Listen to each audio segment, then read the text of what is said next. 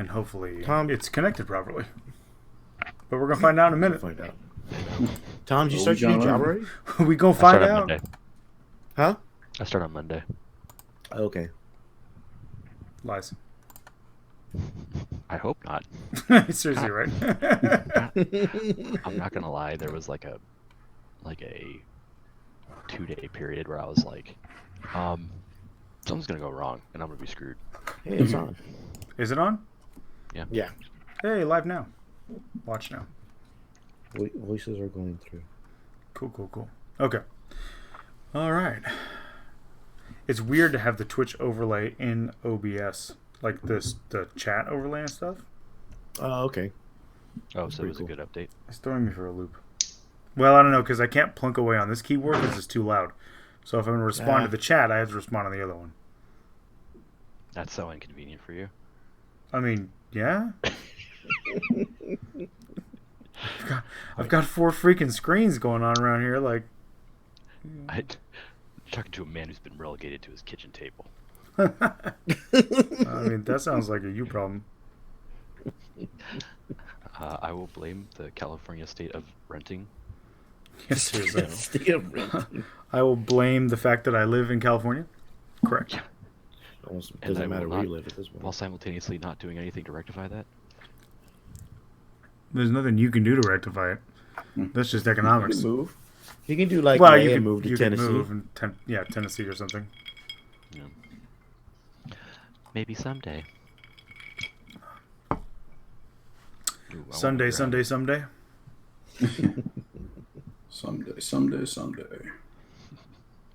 Okay, so I guess the stream is strong enough. You want to go ahead and start? Yeah. I'll count us in. It should be fine. I didn't John, open I'm up any assuming- notes. I'm assuming you're attending the Reenactors Convention at the end of November? No, I'm not attending any conventions at the end of anything ever again. How else are you going to network with your people? They're not my people. What do you mean, you people? What do you? They What already know do him. He you doesn't mean, need to you network. people? Your people. Your reenactor people. I don't have any reenactor people. It's I thought scandalous they referred to slander themselves as troops. and libel. I don't Where's that, remember Tom? which one's which off the top of my head, but it's one of the two. John's just angry. We're not Slander's referring- written, libel we're not spoken, I correctly- think. Oh yeah, that's true. Yeah, we're not I correctly think, referring or to maybe them it's as true. troops, like TROUPE. That's why John is upset and not acknowledging us because we don't take him seriously enough. It needs to to get be it right. a troops choice.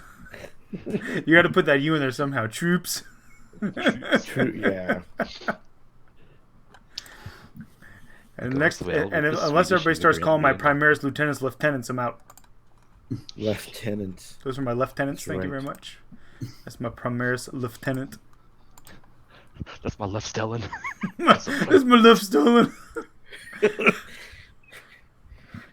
Like it's Mugera. Mucker. All right, I'm gonna count us in because this is getting ridiculous. Sure. All right, ready? It's 5, just now. 4, 3, 2, 1, go. Hey, everybody. Welcome to another episode of TFG Radio.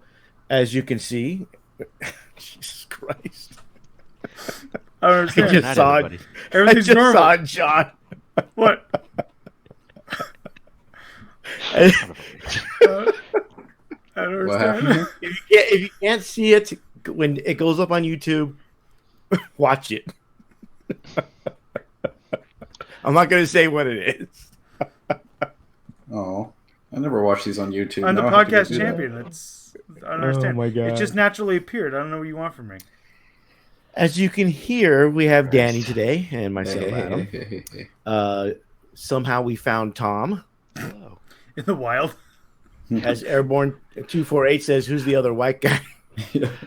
I was lost and confused, We recovered him. and not like I not was like that lost. Madonna song. And as you can But hear, then I was we found. have King John on the Wheels of Steel That's right. Champion. about to sign the Magna Carta. Podcast champion. Um, I signed no minimum goddamn champion. Magna Carta. I didn't That make John me, was weak. that's I why didn't there's- make me king. God did. That's why I there's see no John other do it. King John since. There's only one. One and done. Well, there's only one bad one. A lot to unpack today. All four of us was at the SoCal Open in some capacity. Yes. Some state Well, of Not a lot of capacity for me, but You were there. You survived. Danny was there in body, if not in mind. definitely not in mind after certain points. But to start things off first, we're gonna every year around this time we have the haiku contest. No. Oh yeah. For those that don't know, it is The king has spoken. It's not happening this year. Japanese form of poetry. It's 5 syllables. It's 3 lines, 5 syllables, 7 syllables, 5 syllables. Actually in Japanese, but because we're in America, it's going to be in English. I want somebody to write one in Japanese. If write one in Japanese, we'll give you a special prize. Yeah. Right? and prove that you didn't use Google Translate. Okay. Now, Tom. Hey. Let's not discriminate. No, I mean, because otherwise everyone's going to submit their English and Japanese versions using. If we get more than one, then we'll have a separate contest for the Japanese version. Fair enough. And Tom has to read them all. There's enough people who just love that is a anime that minefield. much that they speak Japanese. That is true. That is I'm also sure there's a big minefield for me crossover. to land in an insensitivity training course, and So the subject for this year's haiku, and it usually runs till about January. This year's subject will be, "Where was Tom all year?" That's a good one. Can I answer? So the subject, you can. see, John, Where this was is why you need to Gondor? read- this Where is did why you Tom need to read go? the damn show notes. Where was Tom with Westfold Fell?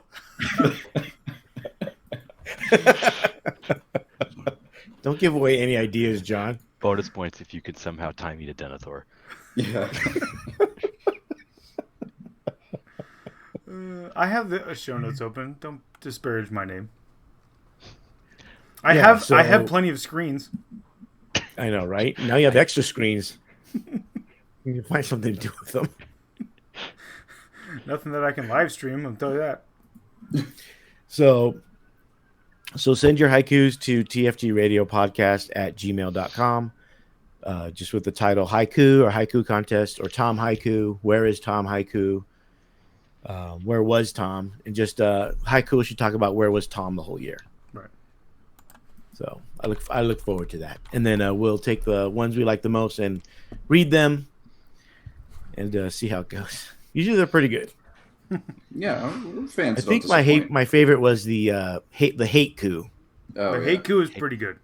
Hey, Yeah. yeah, great. I'm not gonna lie. Yes. I don't like haikus, but the haiku is a good one. I can get on board with a good old haiku. So I look forward to good. that. As I mentioned, we were all at the SoCal Open. I was there judging, somewhat more hurting than judging. I actually ran 2 events. I ran the SoCal Open, and I also ran the Friendly, which actually didn't really need to be run, but it was. It's a friendly. You don't need to run it. It runs I itself. just need to tell them what to do, and they more or less, It's all the nice guys. yeah.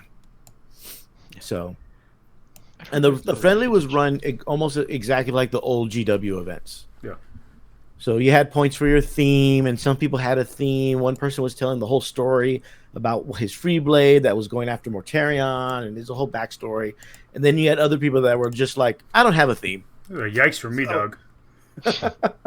Hey, don't poo-poo people's hobby. No. approach this A hobby free a different blade going way. after Mortarion is a yikes. Not the fact that he thought it up. Yeah. That's going to be one dead free blade. So Pretty it was much. a lot of fun, and the painting was very well done for all the armors also. Mhm. But they grade on a theme, sportsmanship, and then battle points. They had 19 players, so we had one buy. At one point, some of the guys were like, "Well, can we just split 1,000 points and we'll just play the other guy, 2,000?" They did that. I wasn't too worried about it. Well, because it's but friendly. They're it was being a lot of friendly. fun. Yes. So That's like then one of those the the other friendliest side. suggestions I've ever heard. We'll play. But I judged the event. It actually went fairly well. So we had about 100 and almost 180 players. I think it was 176, 177 at the start of day one. And then it came down to the last final 8 on Sunday. I know John and Danny and Tom were there with their armies. Yep. Let's start with Danny. Oh. Danny, what do you remember from the weekend? I still contest. I remember a fair amount. My first game was against Housecrass Knights with a little objective holder Mechanicus attachment, Trisha. And that was a good game. It was back and forth. It really was. She went first, could not kill King of Beers. I went next, couldn't kill a Megara. And then but eventually I slowly kind of was just grinding her down and used my Red Butchers to take her backfield. And then kind of was just hiding, winning the objective game. And once I killed both of her Megaras, her Moraxes were hurting, but I could start whittling them down. So it was a good game. What is your army, just in case people don't know that you ran? Three Khorne Lord of Skulls as World Eaters, a Karn for the rerolls, a Terminator Lord with the +1 charge aura, and then 6 Red Butchers with double Lightning Claws and an icon. And then 3 squads of bros with chain swords. Yeah, so it's very much a skew list. And as I said on my last one, I predicted going 2 and 4. And so, I was on my way there. I got my I tasted victory on the first game. Then I played, I want to say Alex, and he had, he wasn't the Custodes player. He was I think he was a Dark Angels player. I was a Space Marine of some variety. And I could just, I was trying to eat through stuff and I just could not get kills the way I needed to. And he was the Custodes. Yeah, I had 1 Lord of Skulls in by the start of my second turn in his deployment zone on threatening his objectives from just charging, but I couldn't kill anything. And eventually the Custodes are like, haha, stabby. So that was pretty painful. It was a fun game. Alex was a great guy. All my games were great, save for one. They're all great. And then my third round, I played another Danny, of course. There's too many damn Dannys in this thing. He had Deathwing, and I could not shoot through the Knights. There was nothing I could do. My King of Beers kept bouncing off everything. And then round 4, I played. We'll do day by day. It's easier that way. Yeah. So 1 and 2, day 1, and I still contend I remember most of it. I think there's lies and slander involved here, but yeah. As one of the only sober one, well, probably the only sober one out of the 4 of us during the day. What? Lies. We remember that day. Oh yeah, because you were driving, John. That's right. Preposterous. Yes, thank you. Yeah. Tom, how was your day one? John was just on the edibles.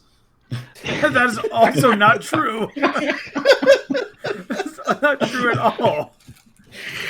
Now that's slander and lies. For real, good God.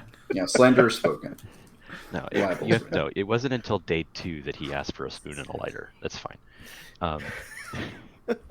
No, so I ran Ultramarines very quickly. It was Bike Chappie, Tech Marine, some Assault Intercessors, Infiltrator unit, 3 Redemptor Volkites, or 3 Contemptor Volkites, 2 Redemptors with Plasma, and I'm leaving out a lot of details just to get through quickly, and then G-Man. And game 1, I went up against a guy named Alex. He was running some Deathwing, and it was definitely really hard to chew through. I got lucky because I went first, and because I had one of the few answers to Deathwing that most people don't have, which is a shit ton of mortal wounds, and Bobby G just amplifying the rerolling wounds, the rerolling all hits, and Seal of Oath too, just murdered. So I got really lucky, did pretty well in that round. Game 2, I played against a fan of the show actually, Robbie Vega, and he was running a list that made me shit my pants just looking at it. It was what was it? 3 Keeper of Secrets, the Named Keeper of Secrets, a Lord of Change, Bellacore, and a bunch of Demonettes and Pink Horrors. He also is who we have to thank for you actually coming back on the show, because he's like, why aren't you on the show? Yeah. I know. He's one of the people that was like, dude, you're not on the show anymore. And I'm like, okay, somebody else that doesn't have any reason to grind against me is saying that. Okay. And that I didn't have to coerce into He did say he'll take the 20 later, so I don't know. Jury's out. But he was a great guy. We had a blast. Um, I think what it boiled down, what that game boiled down to two things. First, again, going first. I have a very Alpha Strike list, and so going first is always great.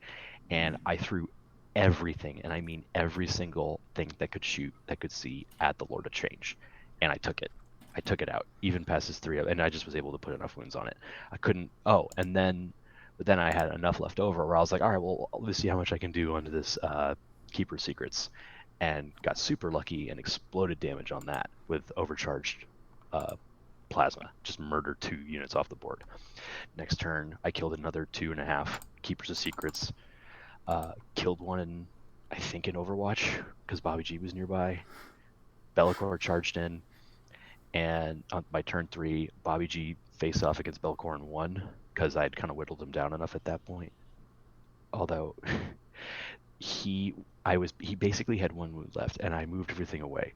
And I was like, all right, I'll just throw some bolter shots into him. He'll fail save, and then I can go advance and take care of the rest of the board. He made 12, not only saves, 6-up saves in a row. And we were just looking at it like, what the fuck? So I actually had to send Bobby G back, charge into Be'lakor, murder him, and then keep going. It was really funny. I was like exasperated. Like, how did you make that many saves? We were laughing about it. I was crying about it. Oh, so you weren't pounding the table? No. Hey, I didn't lose my temper once this entire time. So that's good. And even when I do lose my temper, it's usually myself. That's the qualifying statement I will always say because it is always true. Or Reese. Game 3, I played against, Reese, I mean, come on. Game 3, I played against Hayden Navarre, and he was playing pure Disciples of Be'lakor, so I actually had an understanding of how Be'lakor worked because I played against him. But then when he's like, yeah, my whole army turns off your reroll, so I was like, what? I was like, run that by me again, friend? Wait. Seems bad. Yeah, I was like, I almost was like, it was one of those things where it's like, I know him. He's had a great rep. He was a really great guy to play against. He was a lot of fun. And I also was just like, either this guy's just straight up lying to me, or this is like one of the best things I've seen no one run. Like, and Adam rightfully said to me, you would have known about it if you had been on the damn podcast too. It's true, because we've talked about that a couple of times. Yeah. So long story short, I put up a really valiant effort. It was a really close loss. I only lost by 18 points, and Bobby G killed Be'lakor again, so there's a bit of a moral victory. Nice. Yeah, so that was my day 1, 2-1. All right, John. All right, so the list I took was the one we've been talking about a little bit. So I took the Imperial Knight Army of Renown, the Freeblade Lance Army of Renown from, I don't know, the Book of Rust, I think is what it's called. And so it's 2 Megaras, a Preceptor, which sounds funny until you realize I've got 4 of the little mini knights, so he buffs them. So 3 more axes with lightning locks, and 1 Helverin. And so all of them have qualities and burdens. The 3 big knights can have the same qualities because once you've used all the qualities once, you're allowed to double up. That's their Army of Renown rule. So all the big knights had 6-inch heroic interventions, which is really good because they can sit on objectives because they also have a special objective secured quality. So they sit there on objectives as OBSEC, and then basically you have to come near them, and you don't want to get anywhere near them. Most OBSEC units in the game want nothing to do with those giant things. So that's what I took. And then round 1, I played a fan of the podcast who was playing Salamanders, and it was unfortunate. Salamander, Space Marines are best Space Marines. It was unfortunate for him because he literally built his list to try to fight the other major meta lists, meaning he didn't have a whole lot to kill T8. And he had a lot of bodies with 3 wounds, and most of the weapons in my army are a straight damage 3. So, like, he's getting lightning cannons, and he's getting the special flamers on the Megaras, the what are they called? The Rad Cleansers. The Rad Cleansers. And those are all damage 3. And then the Helverin's damage 3. And the Preceptor is damage D3 or damage D6. So, like, it's just all kinds of stuff that kills Marines. In close combat, the Megaras Claw is either damage 3 straight or damage 6 straight. So it's like, I'm killing Marines no matter what. like in all phases of the game, except for Psychic, because I don't have a Psychic phase, because that's stupid. Psychic phase is dumb. So I won that game. I think I got like a 90 something in terms of points, which because pairings weren't random, screwed me, because I got paired into somebody else who got a 90. So I had to play. Second round was Grey Knights. And it was the dreaded 5 Dread Knight list, where it was 2 Grandmaster Dread Knights, 3 other Dread Knights, all of course with plasma or with silencer Gatling cannons and side cannons, some strike squads, some interceptor squads, 2 Tech Marines so he can heal the Dread Knights. Basically, in that matchup, I have to kill at least 1, if not 2 Dread Knights turn 1 to have a chance. And because of the way he was able to hide stuff because of terrain and everything, because it was the player optimized terrain, I only could shoot down 1 knight to 1 wound and another Dread Knight to 3 wounds.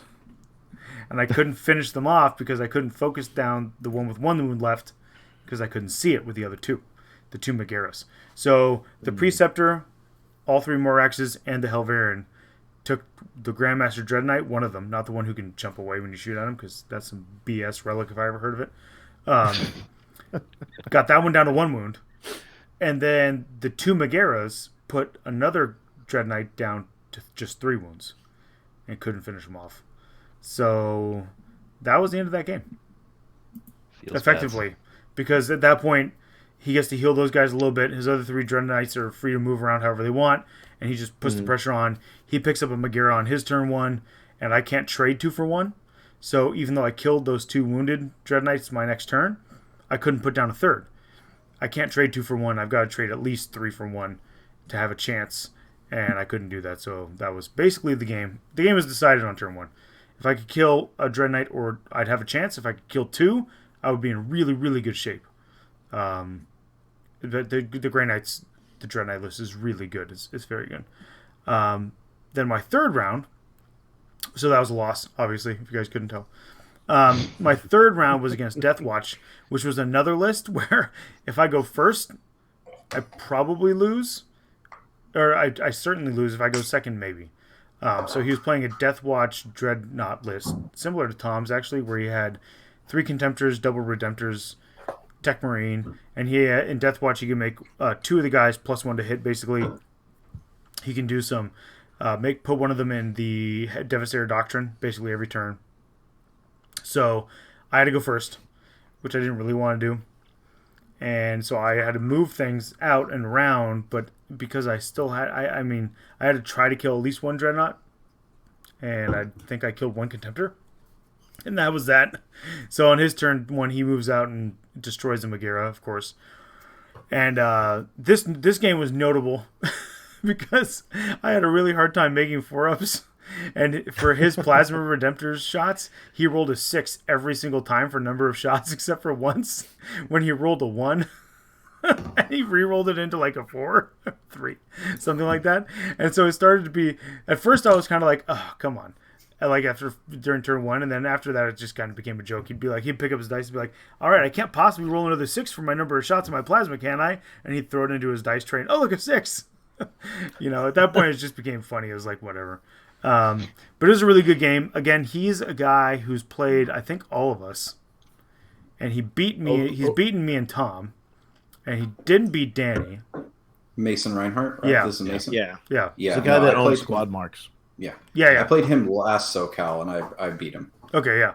Yeah, so, and it was a great game. It was hilarious. Like, at first I was a little bit put off because I was like, come on. And then I was just like, you know what? It's ridiculously funny at this point. So whatever, it's fine. You gotta see the humor in it. Yeah, and he was making jokes about it too, and it's like, it's fine. It's no big deal. So we were laughing. So that was your end of day 1? Yeah, so my end of day 1, I was 1 and 2. Not so 1 doing and 2. well because I had said I could go 4 and 2. Probably 3 and 3, but I said I could go 4 and 2, I think. And so Tom, I was you're not also off to 1 a and good 2. start. I was 2 Tom's and 1. 2 and 1. Oh, so I actually was. Danny was 1 and 2. The crown prince of day 1. You were. So going out of day 1, Tom was the heir apparent. I was the heir apparent until I was betrayed. So, Tom, how was your day 2? So my day 2, I was kind of pumped because going into round 4, I was supposed to play a Deathwing player, and This Deathwing list did not look scary to me, and even going first, you know, I have to make up some work. Going second, gravy, and I already had everything laid out, blah blah. But I think there was a bit of a snafu because a lot of people showed up late because they assumed that the round started again at 10, not 9:30. Yeah, nobody reads the packets. Nobody reads packets. My opponent. Some was one people of those don't even people. read the terrain rules when you hand it to them across the table. So I got repaired into a mirror match where my opponent, No Danny comment. Romo, was running Deathwatch with Solid Redemptors. I made an error placing terrain. He was a great guy. He actually pointed out a second error I had made before I would make it, because he's one of those honorable people who's like, I don't like playing gotcha hammer or relying on my opponent's mistakes to win. And he didn't. He just straight up won. Like, you know, he kicked my ass, and that was it. That was a great game. And at the end of the day, I couldn't do enough to him. And for every punch I threw, he threw a harder counter punch the next turn. And it was basically kind of the way you described it, John, where it's like, I can trade certain numbers of things, but after a while, it's like, this game's over. But it was a good game. He was a great guy. It was fun to play against. Let's see. Round 5, I played against... What was it? Played against... Oh, Chaos. That was a terrifying game. Because this guy had a Great Unclean One, a bunch of Poxbringers, a bunch of Nurglings, 9 Beasts of Nurgle. It was a beautifully painted Great Unclean One, too. It was gorgeous. He had 8 Plague Drones, and then he had a Death Dart attachment with a Plague Caster, Talisman. I have to do the throwback. Bro. Plague Drones. Yeah, nobody's gonna know that, Danny. It's fine. We all got it. It's good. I like it. Three Plague Burst Crawlers, and he also summoned in Epidemius at one point. Sounds like a And lot. it was nuts, and it was one of those maps too where there was a giant immovable block in the middle. It was The Orc table. The Orc table. So my only advantage was the fact that it was long deployment. So I basically set up walls that were not obscuring, so he would have a hard time getting around it, and prayed I went first to some degree. I went first. I spent the CP to redeploy. Was able to pop. I think with Seal of Oath, I think I was able to pop almost all of the Plague Drones in turn 1. I couldn't kill all of them, but didn't matter. I took objectives where I just didn't need to go too many places. The wave of death comes towards me. The Plague Burst kill a single Contemptor and then wound another. And then I realize I can push my advantage because he's kind of going around this way, and I'm going around this way, like a kind of. So I decide, screw it. So I just keep pushing that direction. The opposite direction. The opposite direction. So we're kind of going around in circles. And he had thought about going the other direction and charging my backfield with his Great Unclean One and his plague beasts, but changed his mind because he was like, I'll come in close and center. And then I was like, all right, well, I'm gonna triple Overwatch you. He's like, wait, you can do that? I was like, yeah. And it was one of those things where I was like, did you not know that? I'm sorry, that's like one of the 2 big things of Ultramarines. And he's like, oh no, I didn't. So he ended up not charging, which was cool. He had moved too much to go completely back over and redo his whole strat, but it wasn't a feels bad moment. It was like, oh, okay, well, neither of it. We just were like, all right, well, this is the game state, and we were cool with it. So he didn't end up charging me, and it still took my army like 2 turns to kill the Great Unclean One, because he kept healing it and healing it and healing it and healing it and healing it. And also it was exalted, so it had a 4-up info and a 5-up feel no pain. It was fucking nuts. I barely took that game. And I think if I had not gone first, I probably just would have lost because I wouldn't have had enough time to do what I needed to do. And he would have advanced on my second objective because that entire game I only hold 2. And thank God it was a hold 1, hold 2. Otherwise, I would have lost. Okay. Yeah. But, Last game? Last game I played was against Mason Reinhardt. And it was one of those things where it's like, I need him to go first. And he didn't. I went first again, which is like my curse. I go first all the time with an army that generally wants to, except when I don't. And that game was a fun game. He was a great guy. Eventually, it was just clear to me, like by turn 2 or 3, like I'm not going to pull this out, so I'm just going to try and get as many points as I can. And so, and that also at that point, I was just fucking exhausted. I was so tired. So I just kind of sat there and was like, he's like, I did this much damage. And I'm like, yeah, he's dead. You mind handing me the model? Like, just like chipper model, chipper mood and everything. But it was fun. I'm actually, see, now I'm suspicious because he also, he had those plasma redemptors. Also rolled a freakish number of 6s, I gotta say. He was using those red GW dice from like the box set, was it the Dark Imperium box set? Those red dice. Oh, he had like 6th edition box. Yeah, set? he had like a bunch of them, and like he would roll them in batches, and it would be no big deal. But when he'd roll them one at a time, it was like rolling 6s all over the place.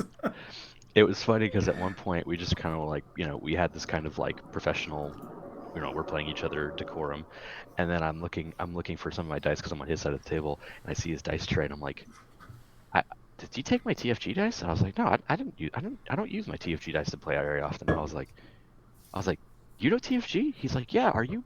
Oh, he's like, you're part of it? I was like, yeah, kinda. And I said kinda. Not this last year, you haven't been. I know, right? And then he's like, oh yeah, I played John earlier. I was like, oh, did you beat him? He's like, yeah. I was like, fuck. So he ended up taking that game. It was a fun game. So what'd you end up with? I ended up going 3-3, which, hey, not bad. Danny, your day 2? So my game 4 was against, it was by far my worst game. Fucking bastard. It was against John. Which was wonderful.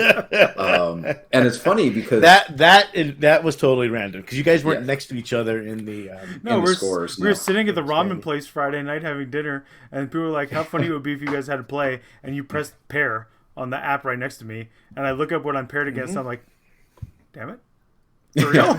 Damn it!" The machine heard. And it was funny because we were, before we were talking, like, so we did a test game with basically our same list before we went to SoCal, and I'd won that one, and we were talking. I was saying to John, like, okay, especially if you go first, even if you don't, like, you should always beat my list because you can outshoot me, right? And I can't outshoot you, and that's like that trade thing. And I've already played it once, so I know what not to do. Yeah, you can. Yeah, exactly. And it was John can add his sense, but for me, it was a good game. A lot of crazy shit happened. I really tried my hardest to kind of snake it from him. Including making an 11-inch charge on the final turn. Yep. And, but I needed to do 6 wounds. Yeah. Needing to do 6 wounds to win the game and only doing 3. And, I will just say the Engine War update or whatever it was that gave some new rules to Knights came in handy because you had healed 2 wounds over the course of the game. So I maybe could have killed you otherwise. But it was a fun game. I think I had I barely had anything left. I think I had like 1 Terminator left. No, I did. Or did I get? Yeah, that's right. Because he ran away. That was the streak. The streak actually in every game. In my day 2, my Red Butcher Sergeant ran. Right. Just failed morale and disappeared. I killed 2 Terminators with the Helverin on turn 5 because they're damage 3 straight. And you failed 2 4-ups. 3-ups. 3-ups. Because it's minus 1 AP. Yeah. So you failed 2 3-ups to kill two of them. And then your stupid sergeant ran away. And my preceptor walked over your guy and then shot him in the face. I used my 1 CP for the turn to do max number of shots. So I could shoot 6 shots for sure. No, I didn't. I acted at full. No, you acted full so you could try and fight him. Yeah. And then I did the 2D3 or the 2D6 shots. Yeah. Just to try to finish him off. And that vaporized him pretty good. So I was happy with that. Yeah, you gunned down my guy. Couldn't even do it in combat. I wasn't going to try to do it in combat. I didn't want to give you a chance to swing at me again. Yeah. So that was a really fun game. We had a good time, and the funniest part is we were like, John got up to use the restroom. I got up to use the restroom. I used the restroom like 3 times. Yeah, I drank so much water that morning. We talked with James Carmona. Yeah. Like we were socializing. I went out and got a cigarette. Yeah, and like we still finished our game to completion. Right, like nothing to completion in an hour and 15 minutes. Yep. We still had an hour and 45 minutes left on the clock. Yeah. And I felt too, like in the middle of the game, I was like, man, I'm moving kind of slow, right? Like I'm just tired and, just not feeling all that great right now. And I'm like, man, I'm feeling so slow. I was like, we should be done by now. And then when we actually finished, I was like, how do we have an hour and 45 minutes left in the round? Meanwhile, I'm the opposite, where it's like my game got delayed by 30 minutes, and then on top of that, and no offense to Romo, I think he knew we had the time to finish what we needed to. He's like hanging out for an extra 15 minutes talking to somebody like about something quasi important, and I'm like, man, this is. And then like we finally are getting through turn 1, and I look and I just see you guys just walking around like hands in your pockets, like dude. I'm like, God damn it. Well, that was me all weekend though. All my games were super fast. I either won fast or lost fast. Like that was that. Most of my games were fast. There was my first game against Trisha went. I think we only had like 30 minutes left. I mean, because we were both playing nice, but it was a lot of dice rolling. It was a lot of thinking. It was you were one of the last ones done. Yeah. And then so my round 5 was against Zach Thayer. He had like a Ravenwing style Dark Angels. And it's one of those things of, I don't want to go first in this game because I outrange you with all your Melta, with like your 30 plus Melta shots. And I'm going first, and you just hide behind everything. So I did a little bit of chip damage. He rushes in, nukes a Lord of Skulls, and really injures another one. And then nukes, finishes off the injured one, and then he had 2 attack bikes with multi Meltas do. He rolled boxcars on their damage roll, so they did 14 wounds in one volley. And it's just like size large. And yeah, again, my Terminators come down, start kicking some ass a bit. They take their casualties. Terminator Sergeant runs away. My Karn dies unceremoniously. So yeah, I mean, it was a fun game. Zach was he was fun to talk to, fun to hang out with. It was nice to play Dark Angels that wasn't just like Black Knights or whatever.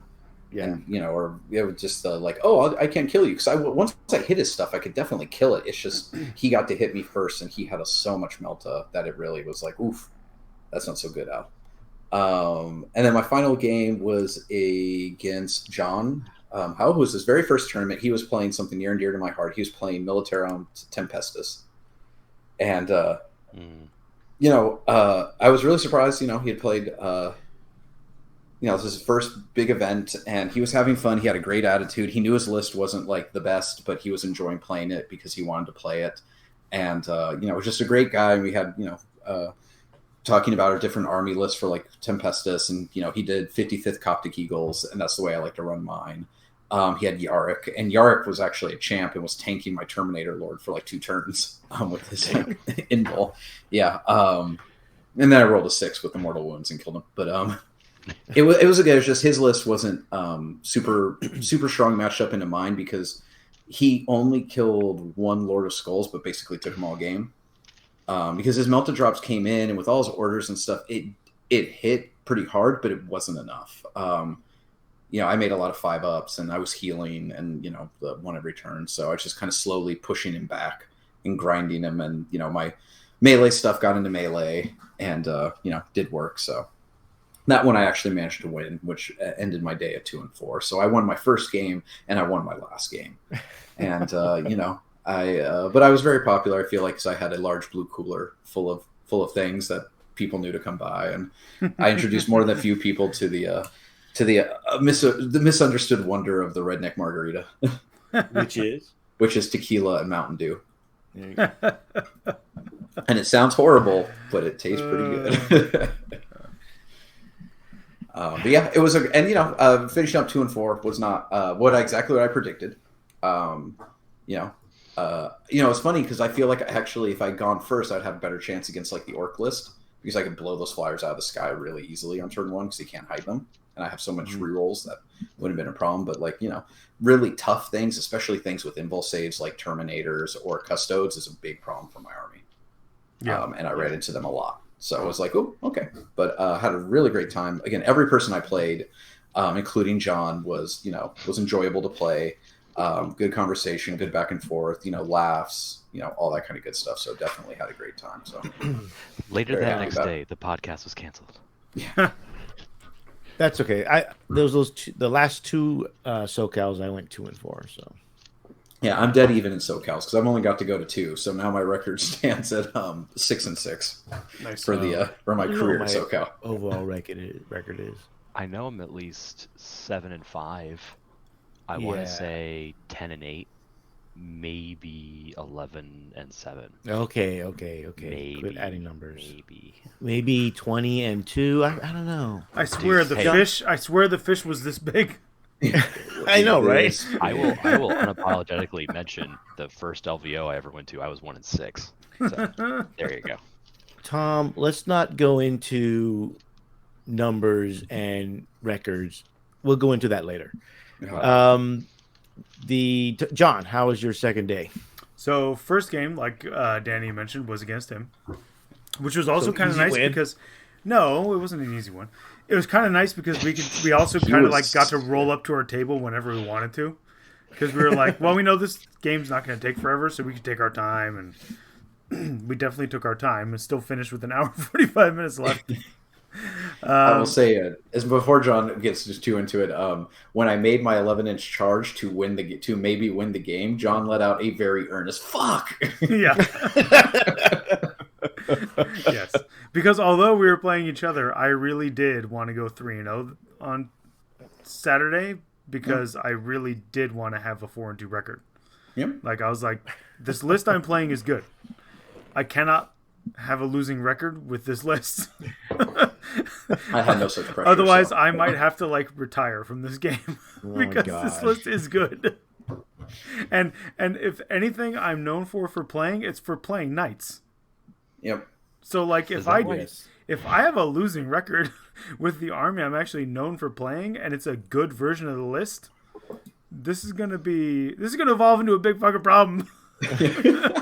I was wondering. There's a lot of that lately. I was wondering why you were pacing your car, rehearsing into your phone. Yeah, I was gonna have to do that car apology. So the first game I did beat Danny. Luckily, he did make that 11-inch charge, but it was okay. It turned out okay in the end. Because that was actually a really tight game. I only won by like 10 points.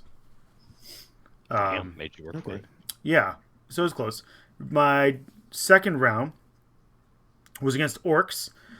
But luckily, it was not the flyer Orks, although I think my army doesn't do terribly against the flyer list. If you go first, you can probably cripple it. Yeah. I did have to go first against the Orks, which I didn't want to do. Because he had so many like knobs, trucks, buggies, that kind of stuff. I wanted him to, and he had a kill rig. I wanted him to move out first. If he moves out first, I've got targets. Right. I ended up going first. So all I did was move a Preceptor and the Helverin all the way over to the corner. I had to put against the back edge, like total back edge. Because I was like, well, I'll walk onto one of my objectives and then just hold one, because I don't really want to do more than that. And I walked over to one edge and I used the Helverin and the Preceptor to pop a truck and then kill some of the boys in the truck. The boys lost a couple guys to attrition, and I think I ended up killing that squad of boys, or taking it down a lot. It didn't matter. Either way, on my turn one, I killed something. On his turn one, he couldn't kill anything. So I got grind, because I always basically take grind them down, engage on all fronts, and then something else, depending on who the opponent is. So I got grind. I didn't get engage. I on turn 2, I would get 5 for my primary, because there's no way he's going to kill one of my knights on one turn, because he doesn't have the range shooting for it. So basically, it was a cagey match the entire time, where it was like, he's moving up, and as he's moving into me, I'm popping his truck, killing the boys inside. Next wave, do the same thing. So and then on turn 2, I was able to erase his kill copters, or whatever they're called, death copters. I popped another truck. I popped the kill rig, killed a squad of boys, got grind. I again stayed on just the one objective and in my backfield. So I didn't move out to start getting engaged until turn 3. But I got engaged 2 points turn 3, but then I got max on 4 and 5. I was also maxing primary by turn 3 or 4. Because he just didn't have what he needed to be able to get to me in time. Gosgul being able to only be wounded 4 wounds a phase is nonsense. Absolute nonsense. I'm like, cool, I can kill you all in a turn, and then I start shooting, I'm like, oh man. He's going to stop taking wounds at 4, isn't he? And sure enough, he's like, okay, so he's done with wounds for the shooting phase, and I was like, damn Forgot about that. So it actually took me 2 current turns to kill Gauze. I actually interrupted after Gauze had swung just to kill Gauze instead of the Meganoms. And he was like, why? And I'm like, well, 1, because grind, and 2, he's the bigger threat for sure. Like, I don't want to leave him alive for another round of combat potentially. Right. So, because if I don't, and if you can wrap, and my knight is degraded too much, and I don't have the CP to act at full, I can't just walk over you. I'm stuck in combat with you. And if you can interrupt or something else happens and I'm not smart, I really just didn't want Gauze alive. I wanted that dude dead. So he squeezed him with his damage 6 claw, and that was that. So I won that game. That was really fun. That was a fun game. He was a good opponent. And then my round 6 opponent was, I believe, the Dark Angel player Danny played round 5. The Deathwing Ravenwing. Right? Yeah, you played the other Danny, didn't you? Yeah, the other Danny. So I played him, and again, I was like, well, I'm sitting here on my back line because there's no way I'm getting close to your Meltas. So I just deployed against the back line, and at the end of the game, he goes, I could not figure out why you weren't moving your guys anywhere on turn 1 and 2. And then I realized, well, you maxed primaries turns 3, 4, and 5 because I was able to whittle him down from range, and I moved up to 1 board edge with the Preceptor, 1 Morax, and a Helverin, and I was able to get in and eventually charge his characters because he had so many bodyguard units. He had the 2 bodyguard units. I could never shoot his damn characters or even get close to it. So I was like, he had the apothecary, resin guys, all this stuff. So I whittled everything down except for the giant 10-man blob of Terminators. I was like, I'm not touching that until the end of the game. Like, I'm not even going to waste shots at it until the end of the game. So I was able to charge in and kill Librarian and like all of his bodyguard for one of the things, and his it's a Talon Master, right? That's like their lieutenant in the vehicle. In the Line Spreader? Yeah, so the Preceptor was able to charge in and kill all that crap. I actually think I shot the Talon Master to death with the Preceptor, because being able to just do max shots is really good with that thing. And then I moved up the other board edge, and he was also like, yeah, I didn't realize either that you guys could move so fast. So I used the auto advance 8-inch strat on turn 3 to auto advance over 8 inches, because you have to end with 12 of a board edge. Auto advanced 8 inches onto an objective, and my guy was objective secured, and his Dreadnought's not. His Redemptor's not. So I took it from him. And then also that gave me max for engage on that round also. And then the other thing I took for that game was Assassinate, because he had 4 characters. So at the end of the turn 5, I ended up he did his turn 5, and then I said, okay, my turn. And I shook his hand because I'm like, I'm not going to try to max you on stuff. It's the last game. And I'm like, I don't need to draw this out any longer. It's fine. I'll take my max primary and engage, and then I don't need to try to kill your last character or any of that kind of stuff. He's like, cool, I appreciate it. Because like at that point, all he had was his apothecary and like 8 of the last 10 Terminators left. Like he still had a bunch of them left. Because I literally that's still like 800 points.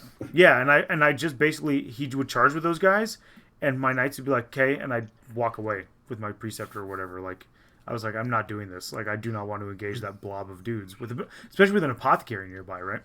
So, yeah, so that was good. All I'm hearing is that John has learned how to play 40K, it seems like. Apparently, I finally learned how to play 9th edition. It took a while, but I figured it out. So, in the end, a year and a half. I won all my games on Saturday, and I went 4-2, and I am the podcast champion.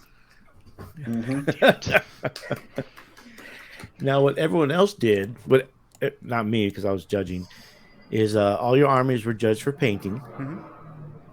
Keith, who was the other judge at the event, did the judging because I hate judge painting, to be honest. I'll do it because I have to, but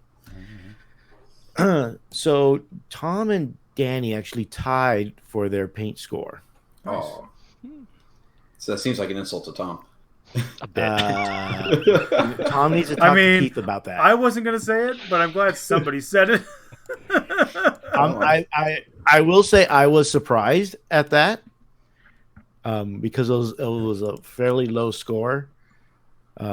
Well, It's low. It's on a 100 scale. None of you have like a display, and that's like 25% of the score.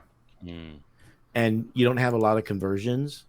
Yeah, he asked me about conversions. Like, how many conversions you had? I was like, I've got Yeah. one. He's just following the little. Yeah, he's rubric. following the rubric. Mine And are, the rubric's mine are like- stock. I'm like, I have, these are all like resin models. I'm not doing any conversions. Are you fucking kidding me? It's hard enough to build with resin as it is. I didn't realize that like that was a huge part of it, and it kind of makes Conversions me is like another like.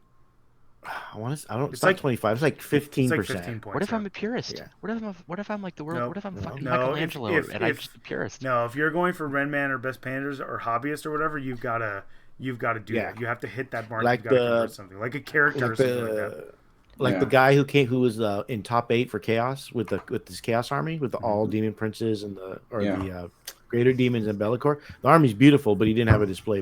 A display. I forgot my display board. I have one. Sure, I just forgot it. sure you I did. had Yeah, one sure and you I did. didn't bring it because I was like, I'm not going to get enough points to matter for painting. Whatever. Yeah, you're not. Right. Apparently so. Well, you I got think more it- importantly, John. Yeah. You got the most points Yeah. out of all 3 of you guys. Yeah. Yeah. I know. That's why there's Wow. actually, if you watch the screen, that's why there's actually 2 crowns here. Son of a bitch. See, this mostly just hurts Tom, not me, because I never expect to beat John in painting. Because I got 2 crowns because I knew I was double champion. The other thing I will say is I think part of it is that while everything was perfectly based, everything was almost perfectly done. The 2 Redemptors, I didn't have enough time to finish them, so there was a lot of detail work I hadn't finished. I actually was doing some painting last night. The plasma guns were just all chrome. I didn't do any shading or anything. Well, but like the majority of the work was done. It was just well, obviously it sucks. Mine was according to all that. done. And I should have brought the display board so I could be super champion. But it's okay. Well- I'll just be double champion. It's fine. John, I think you won with like a 47. So Yeah, no, I know my paint score wasn't gonna be great. I mean, I have John- decals and there's stuff in there, but like I knew it wasn't gonna be great because I'm missing display board, I'm missing conversions. Like there's a lot of stuff I'm missing. My Space John- Wolf army the- would score much higher. Like if I played my Marines, it would score way higher, especially if I brought the display board. But also then I wouldn't have gone 4-2 yeah, because then Space you wouldn't Wolves. be winning. Yeah, the rubric we use now is it's 0 to 100 essentially, and it emphasizes, like John was saying, the conversion, display boards, the different shading and highlighting, things like that. So if you don't have a lot of that, it's gonna score low. It's available. It should be on the player pack for both New Orleans Open and for LVO. I'll make sure it's on there so people can look at it. It's essentially the old GW painting rubric, but a little expanded a little, and there's a section for judge's discretion, which is another 10 points. So Yeah. but that was Keith. If you have any questions, just go talk to Keith. I'm sure he'll be happy to respond. son of a bitch. Nice. I thought what we had was special. So it was a lot of fun. Dinner. He told dinner me I was was a lot going of fun. places. As I mentioned, I had to judge the event, and I had to judge also the friendly on Saturday and Sunday. It's funny because I took my Fitbit with me just to check the steps. Because if you've never been to the fairgrounds or SoCal Open, it's basically in one of the giant it's not Hangar type a hangar, but it's essentially It's an a expo. hangar. It's an exposition room or whatever. Yeah. They call it. So it's pretty big. It's real And big. They And it's so decided to freaking put loud. Oh, they yeah. decided to put the friendly almost on the opposite end of the hall. So I had to literally walk back and forth. So on day 1, I had like 20,000 steps. Day 2, I think it was closer to 15. And day 3, luckily it was a manageable like 12 or 13 in terms of steps. But I didn't get too many questions. We only got like 2 questions about fight first, fight last, as opposed to what happened at the team tournament. It's got to be kind of a record. We didn't get a lot of like individual, like not one question came up like multiple times. There's always something more or less different. What we did get a lot of people asking about the old if it fits it sits rule from was it 7th, 8th, Eighth. middle of That was 8th, eighth. but Because of the that's not a thing stupid anymore. list Danny ran. No, The it was Iron because Hands with the flying it was tank the thingy. repulsors, yeah. It was Hey. the Iron Hands repulsor list. Yeah. Don't hate the player, hate the game. So, True literally. story, yo. Can I hate the euphemism? Yes. Yes, Indeed, you can. So that question came up a lot, usually from Orc players for some reason. Gee, I wonder why. Big thing. The thing what ended up happening was there were a number of games that went to time, and you can start to see certain players that was going almost to time every round. So, I mean, I don't know about next time if those players are there, you just have to keep an eye on them. But it went fairly well. There wasn't anything too egregious in regards to like the rules or anything like that. So I don't think it was too bad.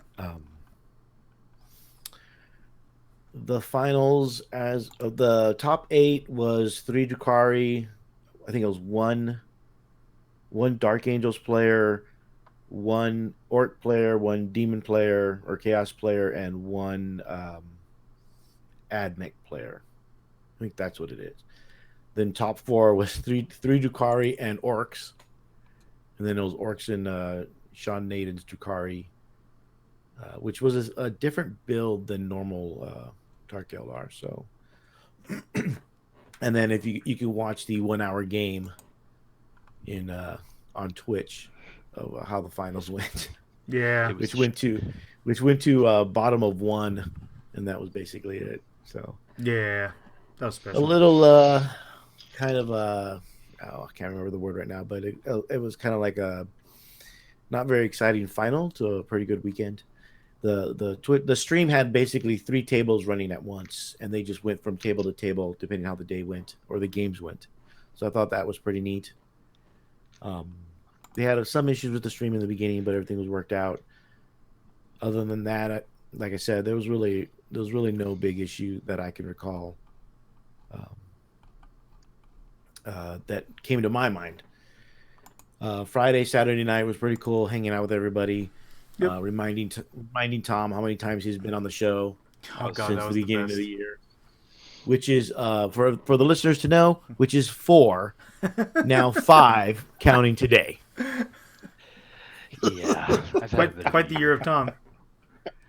Well, The year of where's Tom?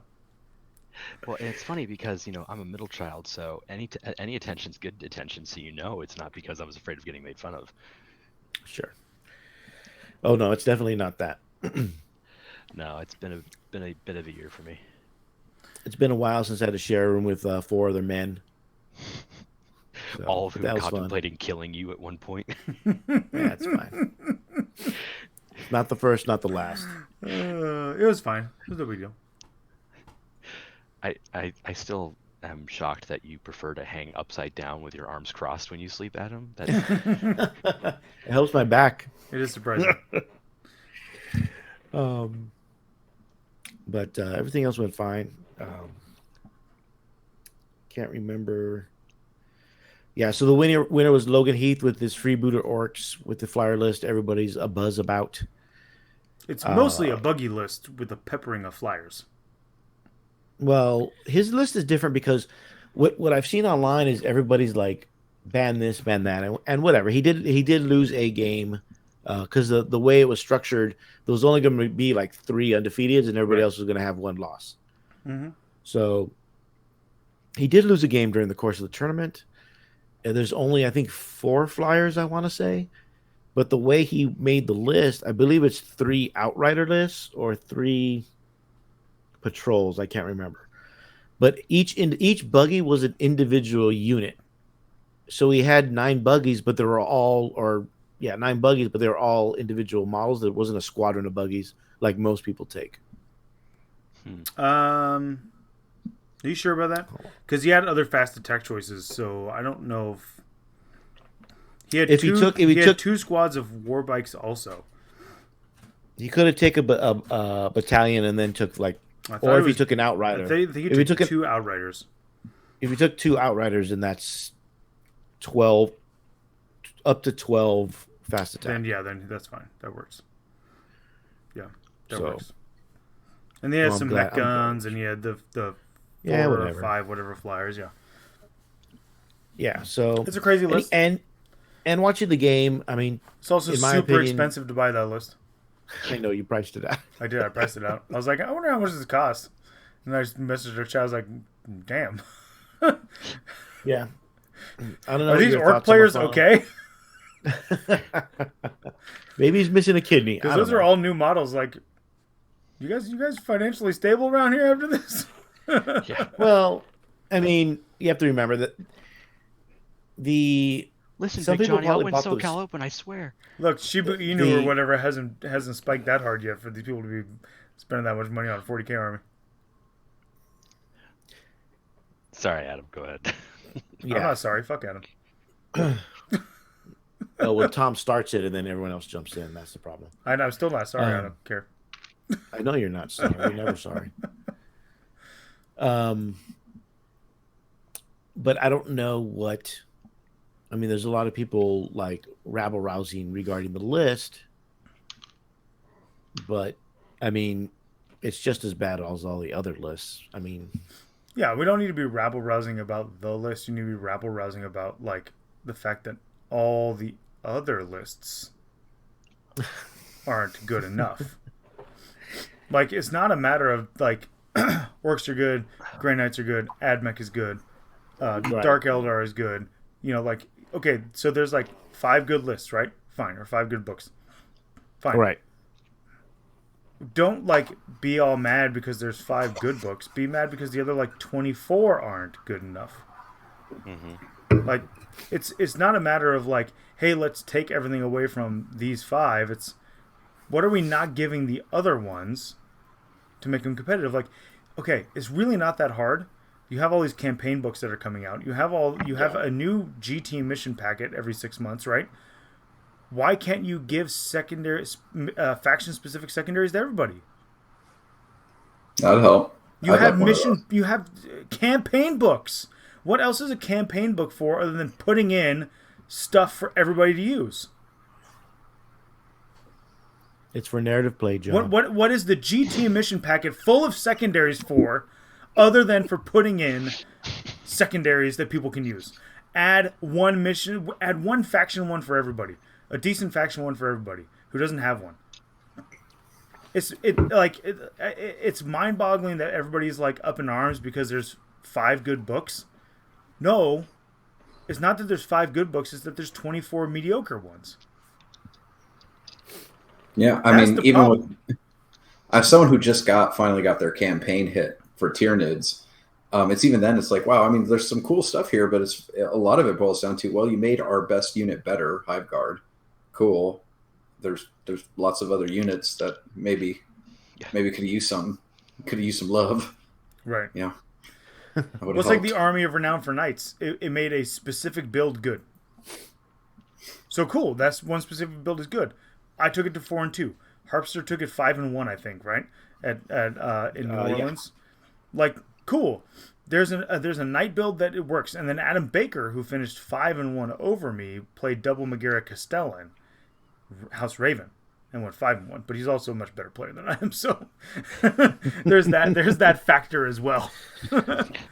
But I mean, really, the thing everybody shouldn't be upset about is that there's 5 overpowered quote unquote codexes. It's that the other ones can't hack. That's the issue. So don't dumb down the 5, lift up everybody else. I mean, I've always been in the the War Machine camp of nothing is broken if everything is broken. Right? Just make everybody good rather than just these books are the best.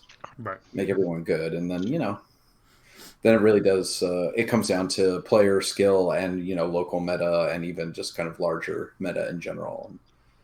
And, I think a lot of people big mad that also are like, why are you big mad? Like this, how many events were you winning before this? Right? Like, Yeah. who was dethroned because of Orks? Yeah. Like that. Well, I made that point in my FLG article earlier this week, which is the vast majority of people, it doesn't matter. Right. Like, it doesn't even matter to me if like there's super, super broken stuff because like I'm not winning. I wasn't gonna go 6-0. Like, I'm not making the finals. And like once I lost my first game to the super hard list I ran into, all of my games were against people like me. Well, like you could even take it this way too, right? Let's say magically, like, and I know I have a very honest opinion of my skill level. I get the right matchups. I go 5-1 or 6-0, and I make it to the winner's circle. I'm going to lose even no matter what the army is because of who I'm playing against. It doesn't matter. Yeah, I'm not beating Sean Naden. Sean Naden can beat me with a Gretchen army. I'm running meanwhile like Ultramarines, like with all of the bolter shots in the world. It won't matter. He will find a way to win. Like, right. and I don't have a problem being that universally defeatist about it because, in principle, that just will be the case. There are people who are stupid good at this, and that's why we see their names pop up all the time, and that's why Sean Naden's even a great example. Everyone tries to copy his lists, but nobody can win with them because he's just really good at what he does in the lists he designs. Like, that's why everyone's like, oh, that's a cool list. Who ran it? It went this and this. Is that a Sean Naden list? Yeah. Oh, okay, I can't run it. Yeah. And I'm not saying, like, don't complain. I complain plenty. Like, if you're a fan of the show, you are well aware of the fact that, like, the salty thing is to a certain extent a character that I play for the show because it's funny.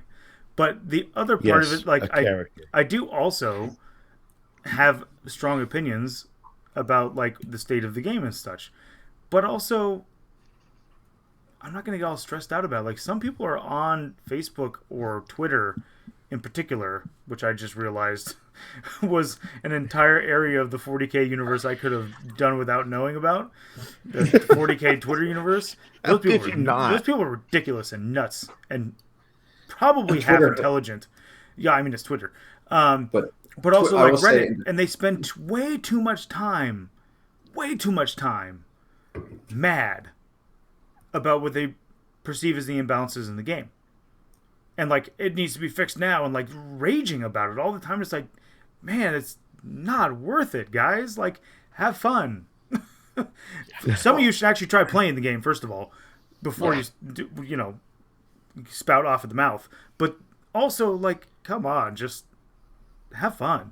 Like, at a certain point, you have to just be able to be like, I'm not good enough for this to actually matter. So, do I have an opinion about it? Yes. Am I going to sit here on my computer and be mad about it 24 hours a day and, like, constantly, and anybody who doesn't fully agree with me is a shill? Like, come on. Move on at some point and, like, either move on and do something else and leave us alone or actually play the game and have some fun.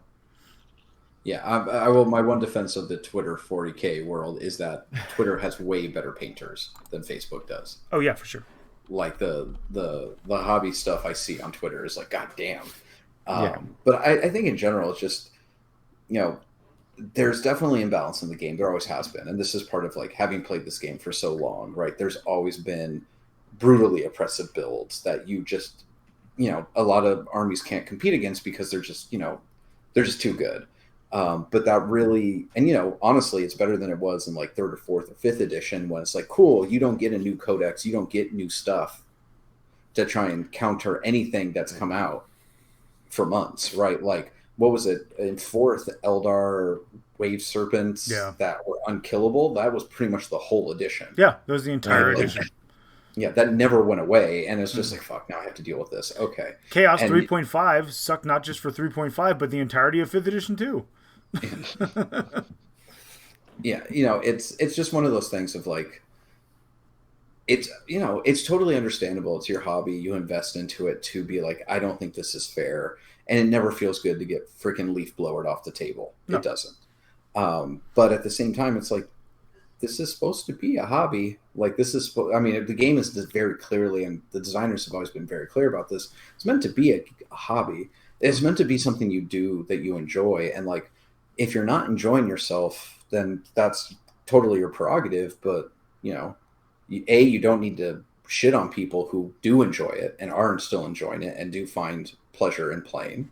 And B, like, well, then maybe stop playing, right? Like, find something else. Find a hobby that actually seems to lower your blood pressure rather than raise it. But, there's a lot of gnashing of teeth about this and that. And there's definitely things that need to get fixed. And, that is what it is. But, hey, like, The thing I always remember, the memory I always have is, was it LVO 2019? Or no, it was LVO 2020. That was the one right before Vid. Yeah. Where, you've probably got like 50, 60 people sitting around watching the semifinals where Brad Chester just has like a god hand of dice rolls and survives, and John Lennon loses because like these scouts or whatever like survived on an objective that shouldn't have. And, it was just like, ooh, and, people watching. And one of the lead GW game designers was there. And, we've been chatting all weekend, and the friendly was going on. And there were like 200 people playing in in that area watching the friendly or playing in the friendly. And something happened, but like there was just this huge wog, and then just like an oh, and clearly something epic happened. And the reality is that huge group who were just playing there to have fun, to tell a story, and imagine a story, through the game. That's what the game is designed for. Right, that's who the game is designed for, and that's also who primarily drives tournaments and sales and everything else. Right, like that's, if we really want to boil down to it, that's who matters in the game more than anything else. Not just on a financial level, but in many ways on a cultural level. Right, like this, I enjoy playing this game. I enjoy watching silly shit happen. I enjoy making an 11-inch charge only to fail. Right? Like, did you enjoy that though? Was that fun? I did. I mean, I love watching. It was good for me. I love watching your face drop when I made it. Oh man, yeah. That was pretty enjoyable, and I had a good laugh too after he failed to do anything. But I mean, this is just part of it. Of like people really want this game, and I understand because GW has been trying to make it more quote unquote competitive, but it's just never been that. It's not in its DNA at all. And to get too bent out of shape about that, it's okay to be like, I don't think this is fair. To do something like the Falcon does, which is collect data and analyze that data to be able to show quantitatively, hey, this faction is just better than others, or whatever it might be. This unit is taken in 99% of winning lists, whatever. Right? I think that's great and good and healthy for a game to try and have some semblance of balance. But to actually there's people who, judging by how they express themselves online or to other people, they seem really personally aggrieved, which for me is like, bro, that sounds like a you issue. Like that sounds like you might want to talk to somebody why you're taking this that personally, right? Like that's actually a sign of like, I'm pretty sure that this is that you need to talk to somebody who's trained to help you figure out why you are projecting your whatever issues you have onto your hobby. It's just that to me is actually a worrisome sign, because there are people who are not just like, oh, hey, yeah, this is so stupid. Why is this good? Why is this build so freaking powerful? But people who are generally like, my life is not okay because this exists. And I'm like, really? Yeah. It certainly seems like their life is not okay because their hobby is not exactly what they want it to be. Like, it's weird. It's very odd. Like, I played the Disciples of Be'lakor list. It blew my mind that such a list could exist, and it completely shut down what my army does in total. And after that game was over, I spent maybe 10 minutes talking about it and being like, yeah, that's crazy, right? And then just like, whatever. Who cares? It's a game. Have fun. Yeah, that's why I enjoyed doing the friendly. But, I mean, I play mostly competitive when I do play, so... Speaking of which, we all enjoy playing competitively. It's just, understanding of like, oh man, I'm really not in tune with the meta, or man, I didn't build a good list. Oh shit, here we are. I mean, let's be honest. None of us really meta chase. We just try to play well with what we've got. Yeah. And if our army happens to, be the army du jour when it comes out, then lucky us. Yep. Huzzah! The only time I meta chased was in 2018. Yes. and it paid off, and I did well. I totally meta chased with that. I was like, I was all set to play Necrons. Remember? Oh, that's I was all set to play those gold crons I had, and I was like, man, this is gonna be great. And I was like, man, Necrons are terrible. I think I lost. I lost to somebody who I don't think I'd ever lost to, and I was like, nope, I'm not playing Necrons. Trash. And I was like, what's good? And people were like, hey, this Castellan thing is good. And I'm like, cool. FLG? Call them up. I need these things now. anything stat. Coming up, there is our local tournament, our local GT next month in 2 weeks. Yeah, in 2 weeks. Jesus, really? Yeah, in 2 weeks. Wow. It's all a big blur at this point. Unfortunately, the Las Vegas one I was supposed to go judge at was canceled. So It was. Oh no. wait, what? It was? I had 3 reactions at the same time. Yeah, the Wasteland weekend one was canceled.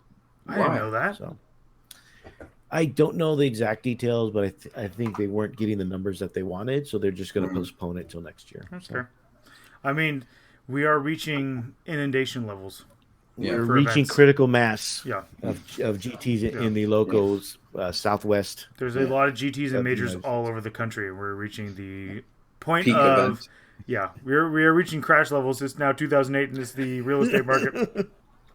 And there ain't no Papa Bush or Obama to save everybody. It's just gonna dive. So, Old Town Showdown is this in a couple weeks. I'm actually playing in it. Hey. I don't know if John or Danny or Tom or No, I any of just you figured guys out going? today I can't because that's the same day as our Friendsgiving, Saturday. It's not a real thing, but okay. Well, it's a real thing for our friend group. It's not a real thing for that's any of what I you because apparently you don't get included in my friend group for Friendsgiving. Apparently. God damn. At least we know where we doing stand. Yeah, I know. To I've be been fair, doing it's not at my Friendsgiving- house. If it was at my house, I would totally include people, but it's not mine. It's not my actual So thing. it's not your Friendsgiving, somebody else's. Yeah, I'm being included because I'm married to the person who's included in Friendsgiving. Oh, okay. Well, there's a way to fix that, but I don't know if we can afford the cost of fixing that, or want to. But that's in a couple weeks. I'm not actually running it. The store is, so I get to play it, What are you gonna play? which is which we. So up until this afternoon, I was going to play a list with Magnus, and then we discovered a list that has 50 rubrics in it, Yes! and 10 scared of cults, and apparently I'm paying that. And because Araman I and have- an exalted sorcerer. Well, I think I'm going to switch out the Armin for another exalted. Whatever. Because it allows me to the get 50 rubrics and the 10 terminators are what I want to see. That's Yeah, exactly. more or less what it is. It's funny because the list includes, and it uses Cult of Time, which is the one that lets you get models back. Right. Yep. Yep.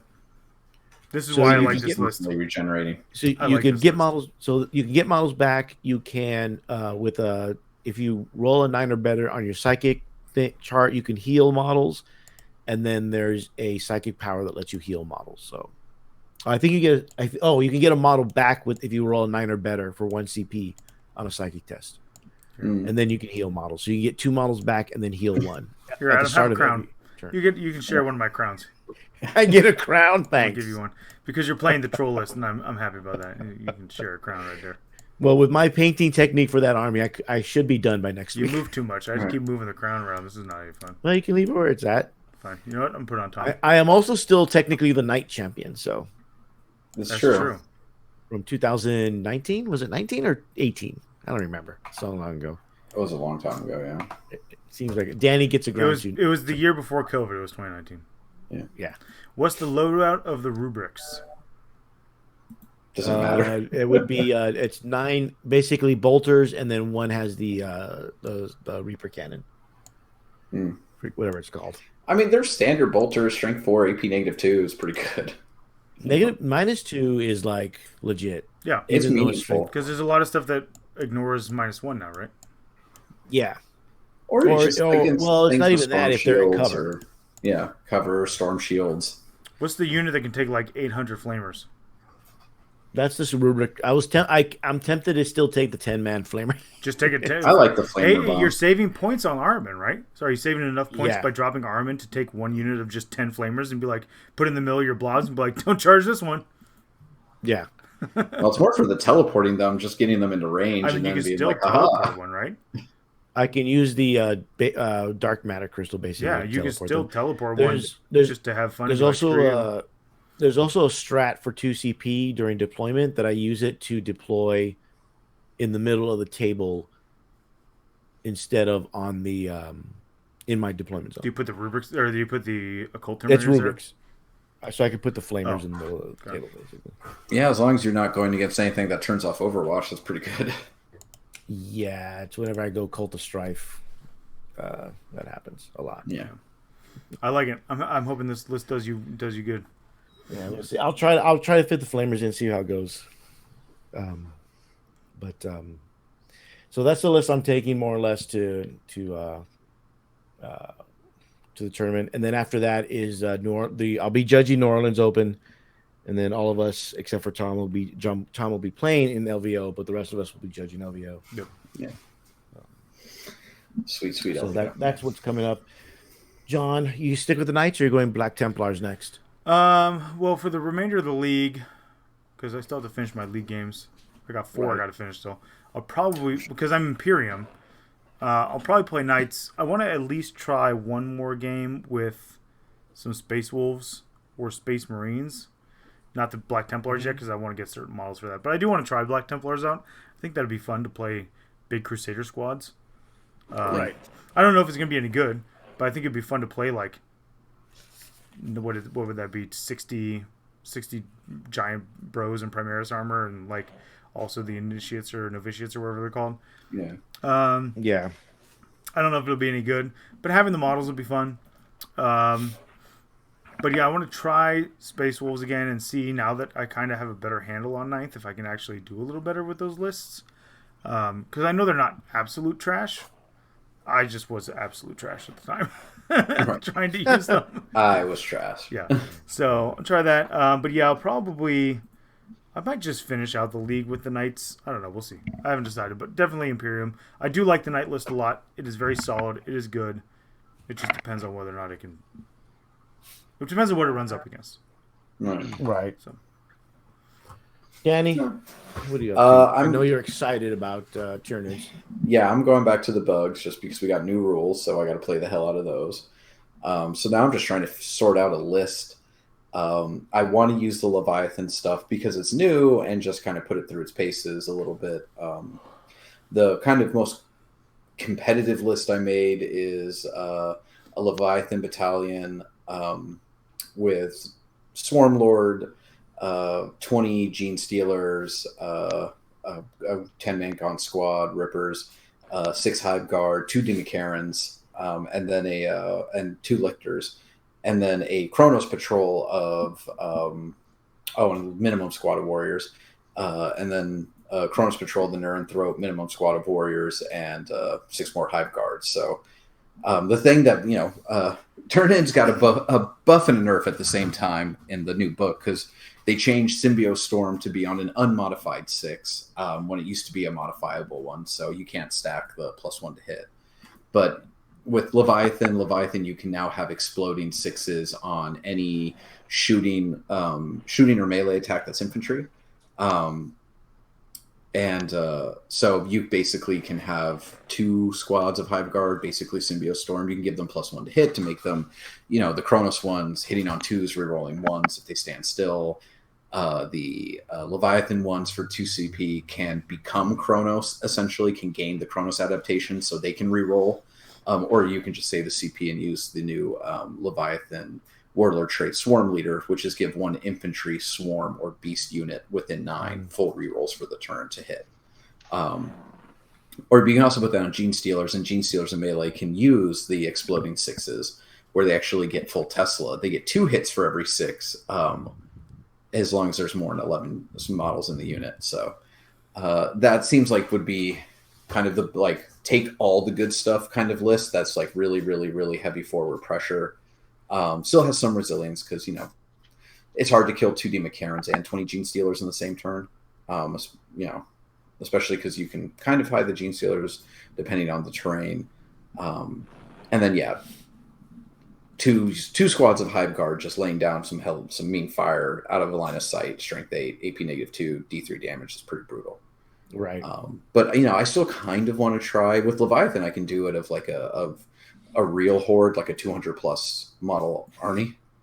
Because I just feel like that could really ruin people's day. And it's just a lot of obstacle bodies running around. Yeah, I'll ruin my back. That's for goddamn sure. But yeah, I'll probably be going bugs for the foreseeable future. I might screw around because we do have a small Grey Knight army, mostly thanks to Tom. So I might screw Yeah. around with Grey Knights at one point. We don't have any Dread Knights, and I don't feel like buying any. So, you know, we'll see, but I'll probably stick closer to bugs for a little bit. And this is my slow period for playing 40K, because it's like the holidays, so I don't have as much free time to do anything. You know, the big event I get to go to is LVO, and I'm judging, right? So it's, you know, usually don't play in the leagues, usually don't like do anything structured, because like the next 3 months are kind of like, if I get 5 games in the next 3 months, I'd actually be pretty impressed. I'd be surprised. So this is the lull, and it's also the time to study all the codexes and all the supplements and all the FAQs to get ready for LVO. Yeah. For them to change 3 weeks before. And then, you know, I'll be ready for it, because I'll know what has changed rather than like, you know. It's funny because when people ask questions, I remember like, I don't remember exactly what the rule was or the change was, but I'll remember that it was mentioned. Yeah. And then I have to go look at the FAQ or the book or whatever needs to be changed. So yeah, because you know, like, oh hey, what about this? And you're like, oh god damn it, they did FAQ that, didn't they? yeah, I know. It's like I know they did something, and then I have to go look and see what they did. But I'm staying with the Thousand Suns for now. Once I got a taste of 2 wound regular guys, I can't go back to 1 wound Chaos Space Marines. Nope. Oh man, it was hard. People would be playing and be like, okay, so I'm gonna shoot him, and be like, okay, I failed 3 saves. Like, okay, 3 dead. They're like, oh no, man, it's only damage 1. I'm like, I'm regular Chaos Space Marines. That's 3 dead. Even bro. I did that in our game. Yeah. I shot at the first unit of dudes, and I was like, okay, so it's 3 fails, and you picked up 3 guys. I'm like, oh my god, that's right. Oh my god, that's right. I can kill these dudes super easy. Yeah, so so until new what armies do I play? Until like whatever comes first, I'm either gonna play Chaos Space Marines or maybe Imperial Guard, because I have all my tanks still. What else do I have? I do have Space Marines. I don't want to play Space Marines. But until either of those 2 armies come out, because we already heard Tau's coming out early next year. And the only one that plays Tau's Tom. You know, it depends. I like how the empty chairs talking. I know. Yeah, I need it's like a seance. Yeah. You have summoned me. No, I had to move away because my son's. Anyway, Tau maybe. It depends on if I don't have to buy any models, which I have a lot of Tau models. Maybe I can get away with that. There's no new Pathfinders. I know, right? But if I can get away with what I've got and I can make a good list, then maybe I'll do it. Right now, I'm kind of really thinking about Black Templars. And the great thing about my scheme, for anyone who doesn't know, is I paint all of it Alpha Legion style. So fuck your chapter colors. I can be who I want. I just buy the models. And I was thinking about it, and I have some ideas. Some I've run by everybody here. Some got shut down. Some are like, got an eyebrow raise or 2. So we'll see what happens. I don't care if anybody says buy 3 Land Raider Crusaders. I mean, I'm not gonna lie. I was kind of like disappointed. Yeah. We have one, so you just need 2 more. Land Raider Crusader, we do? Well, the Grey Knights one. You have Grey Knights. Oh, Land Raider Crusader. Well, at least for testing anyway. But moral of the story being, I'm also very cognizant of, like, my time has been very crunched recently. So, and depending upon when they release models that I may need for a Black Templars list, like, who knows? So I'm thinking I could end up sticking with Ultramarines. And I'm not gonna lie, if they announce an Ultramarines, like, Codex supplement, like, quickly, kind of like how they did with Black Templars, where it just kind of came out of the blue, I mean, I'll probably stick around to see that through. I mean, Bobby J's my man. He's my man. I just love him so much. Oh God. Let's see if there's any questions from the audience. There was one on the off the rails. Oh, in the Patreon group? Yeah. In the Patreon group. We do have a Patreon. And We you do get have a access Patreon. to us in even special ways. We've All for as low as $1. We're an hour and 28 minutes into our show and have now Yeah, we mentioned- begun to mention our Patreon. So we're really good This at is this. what- yeah. This is Yeah, one I of know, our right. strong suits for sure. Yeah. Smash that like and subscribe button. Oh, wait, we were supposed to do that at the beginning? What? Yeah. Hit the Patreon subscribe button. Is that how Yeah. it goes? That's what it is, right? Oh. I don't know. Sure. Just go to patreon.com and just search for TFG Radio and you find it. Yay. Easy peasy.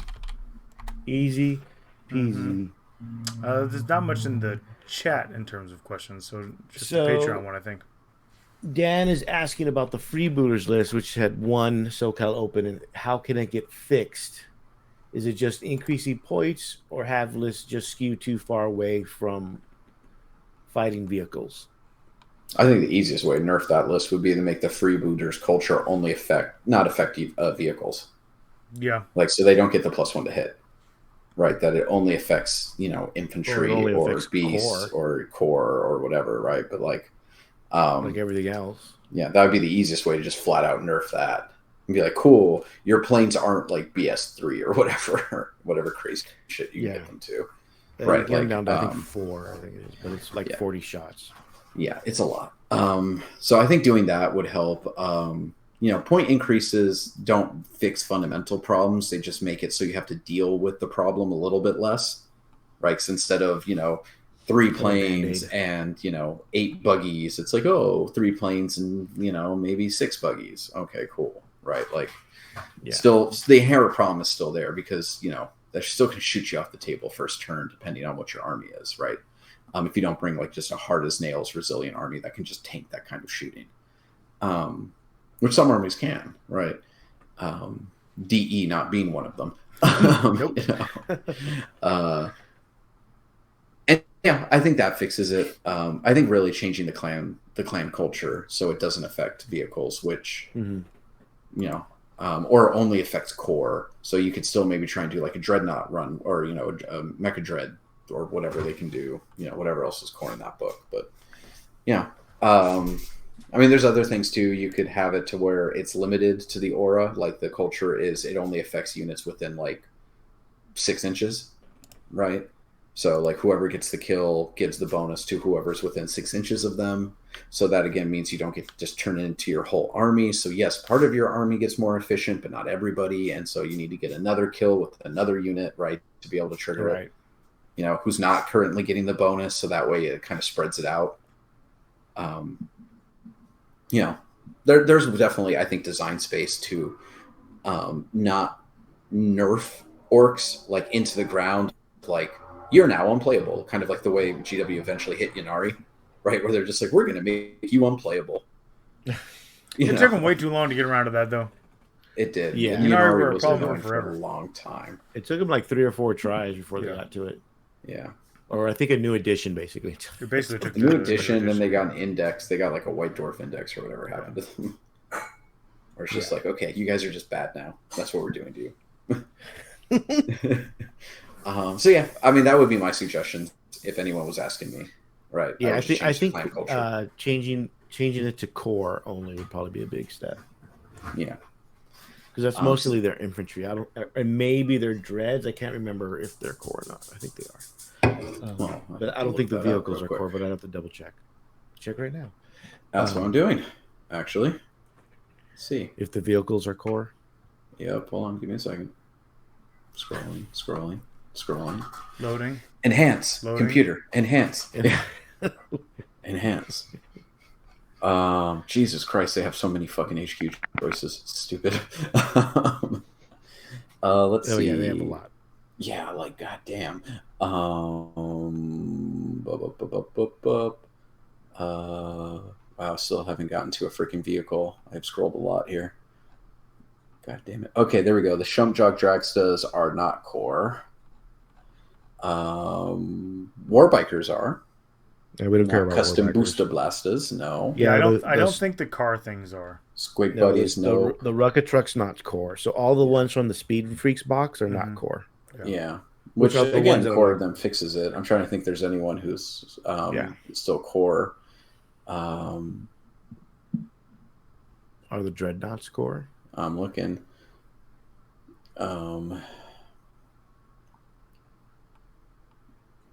Killicans aren't. Death Dreads aren't. No. Good. I know, me too. None of their vehicles are apparently core. So do the same thing. If you do that, you would just switch to another culture. Yeah. Or you'd probably go back to what orcs are supposed. Well, not supposed to. What are more known for in terms of just throwing bodies. Yeah. But I don't know how that affects that army against like Drukhari and Admech, but We'll see Jakari when has its own GW. problems, but We'll see if when GW does their annual codex adjustment, big FAQ, whatever, and see what they do. So. Yeah. I mean, we'll see. I mean, like I said, I think if you wanted to make freebooters work on anybody, that you really have to limit its aura, not just like, oh, this happens, right? Like it should be, you got to be nearby, and to get the bonus, right? The +1 to hit, and because that's really what breaks the math on Orks. Is just they have so many shots that like a 16% change in probability is a huge net gain, because it's like, oh, I roll 6 attacks, 16% is 1 more hit, versus oh, I roll 60 dice, 16% is 10 more hits, right? Like that's suddenly a big difference. You know, we'll see. I think you might have forgotten that. we're already heading into November, so we should be coming up to the new hopefully chapter approved soon. Yeah. At least that's what they've done in the past. So yeah, it's usually December, January, or at least like a big FAQ or something. I don't know. That'd be nice. They seem to change it every time as to what they want to do. Remember, originally they promised like it was 2 big FAQ patches. twice a year and a FAQ. Again, I don't think you have to nerf them if you just make other stuff better. Make other, yeah. But the problem is like to make everybody other stuff always better. wants everything to be nerfed, and like, what are Orc players going to run without that list? Bodies like they normally do. And they'll lose like they have been doing for 3 editions? I don't know. Nobody plays anything else. We don't know how those other lists do. I honestly, like, seriously, the issue is not that certain things are good. It's that too much isn't. But then how do you uplift the other books without a new codex? I don't know. They're putting out a campaign book every 5 minutes. Yeah, it's true. But even then, they uplift books that are already out. They got a freaking magazine. They only make new magazine. They only make new Space Marine chapters in the magazine, John. They just put out a data sheet for Sisters Unit. I mean, part of it is like we do live in the digital era. It's not that hard to just update things. And we like, do. You know what? They don't. Yeah, sure, they don't. They do That's too. The problem. They put out stuff all the time. They do. They live in the digital age also. No, they don't. They do. It's half an hour. Really? Where's my digital codex, John? That they got rid of with 8th edition. That was an active choice to not do that. Okay, well, then they don't. They don't live in a digital world. They do. They just don't use it the same way. They have an app. They can easily update all the rules that they want to in their app. They did update the Orc FAQ before they put the Orc FAQ out. All I'm saying is they could lift everything else up if they want to. They could literally give Space Marines or Chaos Space Marines an extra wound. Which they should do. If, like, this is the easy things that you can do to balance the game. You don't have to drag everything else down. People shouldn't be clamoring to nerf everything. People should be clamoring for, please fix the things that don't work. So that I can have a viable option in my list. Go for self-advocacy, not for, oppression. Right. Much better look. See, Chaos Space Marine players, stop asking for things to be nerfed and ask instead for your 2 wounds. Actually, you're already doing that. That's a really terrible example. It's a really bad example after I used it. I realized it's a very, very bad one. We've been doing that, John. I know. Like, people, you get my point, right? You don't need to be asking for stuff to be nerfed. Ask for your stuff to be changed marginally to give you a chance. No, I mean, I'm generally in that ballpark, Yeah.